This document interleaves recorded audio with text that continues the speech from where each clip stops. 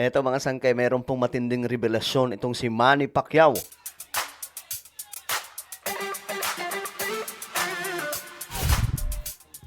Hello guys, muli tayo nagbabalik dito sa ating YouTube channel.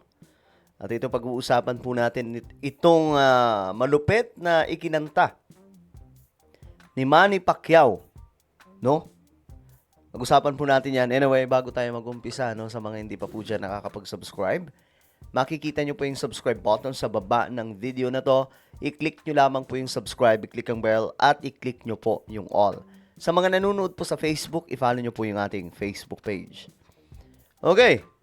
Ito kasing si Manny Pacquiao ay meron pong matinding pasabog. Meron po siyang ikinanta.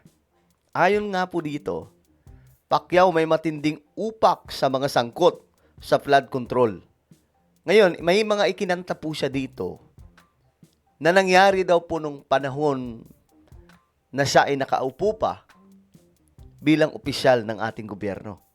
May matinding patama ang boxing legend at dating senador na si Manny Pacquiao sa mga sangkot sa flood control scandal. Matagal na rin daw niyang ibinunyag ang mga anomalya noong nasa politiko pa siya. Nagbabalik si Hannah T. para sa detalye. Kasalanan ng mga korap. Hindi ako nanalo ng presidente. Kung nanalo ako, lahat sila kulungan na. Okay. Naalala ko mga sangkay yung isang video ni Manny Pacquiao kung saan ikinanta niya yung mga opisyal noon ni PRRD, no? Na gumagawa po ng mga kabalbalan, lalong-lalo na po yung mga korupsyon na to, mga sangkay. Kinanta niya po yun. Siguro gawan po natin ang vlog sa mga susunod na mga araw. Pero ayun na nga po, after po noon mga sangkay, nung isiwalat niya po yun, wala pong ginawa ang Duterte administration. Kaya ngayon, binabalikan niya, mga sangkay, na siya rin daw po, kumbaga binunyag niya na to noon eh. At may video po mismo niyan, mga sangkay, kung saan ibinunyag niya yung korupsyon noon. Pero wala pong ginawa sila PRRD. At kahit balikan po natin, mga sangkay, di ba? Kung babalikan po natin ang statement ni PRRD, totoo din po talaga na sinasabi po, siya po mismo ang nagsalita na rampant nga daw po ang korupsyon o rampant ang DPWH ghost projects. Ayan po mga sangkay. November 6, 2020. Pero, ang problema, wala pong naging action dito si Tatay Digong na hindi ko rin po alam kung bakit wala po siyang ginawa dito. Wala tayong maalala ng mga proyekto na pinuntahan niya ng mga ghost projects. Nakakatawa nga po yung reason dito ng mga taga-suporta ni PRRD. Kasi, yan daw po ay nung panahon ng pandemic. So, anong kinalaman ng pandemic? So, nung pandemic ba, dahil ba pandemic, okay na mangurap? Ganun ba yun? Diba? Ngayon, kumanta itong si Manny Pacquiao. Pinagdarasal ni former senator at boxing legend Manny Pacquiao ang mga sangkot sa flood control scandal. Anya, sana raw makamit na ng Pilipinas ang totoong hustisya. Nasa hot seat ngayon ang mga dati niya na rin kasamahan sa Senado, kasama si dating Senador Bong Revilla na sumuko na sa mga otoridad. Sina Senator Jinggoy Estrada at Joel Villanueva na pinaparatangang tumanggap umano ng kickback sa mga proyekto. Bilang dating chairperson ng Senate Committee on Public Works, nung siya pa ay mambabatas, matagal na raw niyang inilahad ang malaking problema sa info projects. Yun. Yan sinasabi po natin, na kinanta niya na po yan noon. Yung patungkol po sa mga infrastructures projects ng pamahalaan ni PRRD. Pero mga sangkay, siyempre, sino ba si Manny Pacquiao? Pinagtatawanan lang naman yan nila noon. 'Di ba? Kesyo wala daw po alam. Pero mga sangkay, nahuli niya. Mga proyekto noon ni PRRD, pero walang ginawa ang Duterte administration. Ako mga sangkay, yun lang naman po yung question ko dyan eh. Bakit walang ginawa gaya ng sa flood control, rock netting at iba pa. Pero tila hindi raw maganda ang reaksyon ng publiko rito noon. Eto na. Ito yung naging problema. Yung reaksyon noon ng publiko, since marami pong taga-suporta ni PRRD at that time, iba. Pero ngayon na sumabog na, siguro naman, pwede na po natin masabi na totoo nga ang sinabi ni Manny Pacquiao.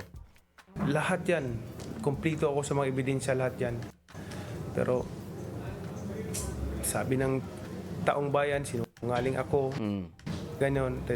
When I saw the comments like, oh sige, sinungaling ako din. Kung ano man yung kahinatnan ng bansa natin, because of the people din yan. So, Exactly. Kung ano man ang kahinatnan ng Pilipinas, dahil din po yan sa sambayan ng Pilipino. Totoo din yun. Bumoboto po tayo ng mga korap. Diba? Bumoboto ang marami sa mga Pilipino ng mga korap na politiko. Kita nyo ngayon. Alam na po nga po nilang korap si Zaldico, may mga taga-suporta pa rin. Diba? Kita nyo ngayon, yung mga naaakusahan, may mga taga-suporta pa rin. So, kung ano man ang nangyayari sa bansa po natin ngayon, ito po ay dahil din sa kagagawan nating mga Pilipino. ganun yan eh.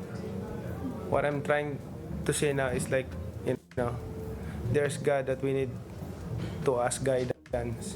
Kinilala ni Pacquiao ang aksyon ng Marcos administration sa pagsiwalat nito sa maanumalyang flood control projects dahil nagising daw ang mga Pilipino sa usapin ng korupsyon. Di ba?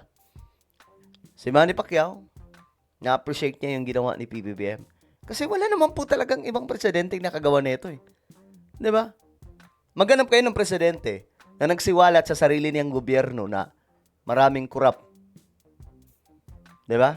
Walang ganun. Si BBM lang yun. Tapos maghanap kayo ng presidente na maliban sa isiniwalat niyang maraming korap sa likod ng kanyang gobyerno, pinuntahan yung mga ghost projects. Di ba? Si BBM lang din ang nakagawa nun. Wala pong iba. Kaya dito, tama po yung sinasabi ni Manny Pacquiao. Mga sangkay. Itong ginagawa po ni PBBM ngayon, hindi po yan biro. Mga sangkay, sa totoo lang, ano to, mabigat itong laban ng ating Pangulo ngayon. Kasi, kita nyo ngayon, binabalikan siya. Siya pa ang itinuturong mastermind. Ngayon ka lang makakakita, mga sangkay, na siya na nga ang nagsiwalat, siya pa ang ituturo na mastermind. Kung totoong mastermind si PBBM, hindi niya po isisiwalat yun. Diba? Hindi niya po isisiwalat yun. Itatago niya yun, kamo. Para pag natapos ang kanyang termino, walang problema. Walang sisingaw. Diba? Nakafocus ngayon ang boxing legend sa kanyang business ventures, kabilang ang bagong e-wallet at Naano ako dito, mga sangkay, MoneyPay. Kasi mura lang daw po ito eh. Ito medyo ano na to sa ating pinag-uusapan ngayon. Pero ito daw po ay mura lamang po yung binabayaran kapag may transaksyon, itong MoneyPay. Para po siyang para po siyang GCash. payment gateway na MoneyPay. Ngayong araw, formal nang binuksan ng MoneyPay ang kanilang opisina sa Makati, kung saan araw-araw daw tututukan ng dating senador ang operasyon nito. Kasi itong business na to, day to day, kailangan nakamonitor ka, updated ka, day to day transaction. At para kung anything na may problema, ma-action mo agad. Inilunsad ang MoneyPay nitong nakaraang taon na layong makapag-provide ng low-fee transactions. Yun, no? Aabot lang daw hanggang 5 piso per transaction Grabe. pagdating sa bill payments at bank transfers. Ito nyo, bank transfers, bill payments, 5 pesos. Ang pagkakaalam ko sa GCash, malaki-laki. Di ba? Sa Paymaya, malaki ang kuha. 15 pesos or gaano ba? Malaki ang binabawas. Dito, 5 pesos. So, ito yung kinagandahan talaga, mga sangkaya. Ito yung kinagandahan kapag mayroon pong kakumpetensya. Walang choice dyan, yung GCash, Paymaya, kundi magbaba ng presyo per transaction. Kasi yung kalaban nila, kay Manny Pacquiao 5 pesos lang. Saan ka pa? Kung ikaw gagamit ng isang gateway ng transaction, dito ka na sa MoneyPay. Kasi mura lamang po ang babayaran, di ba? 5 pesos. Pero yun na nga, itong ginagawa ngayon ni Manny Pacquiao, mga sangke na pagsisiwalat ng katotohanan tungkol po sa nakalipas na panahon kung saan kinantan niya na ito noon pero wala pong nakinig, ay isa pong paalala sa ating lahat. Alam nyo, maaalala po natin si BBM kapag wala na po siya dito eh. Wala na po siya sa pamumuno bilang presidente, bilang kaisa-isang pangulong nakagawa nun. Wala po kasing ibang nakapagsiwalat niyan.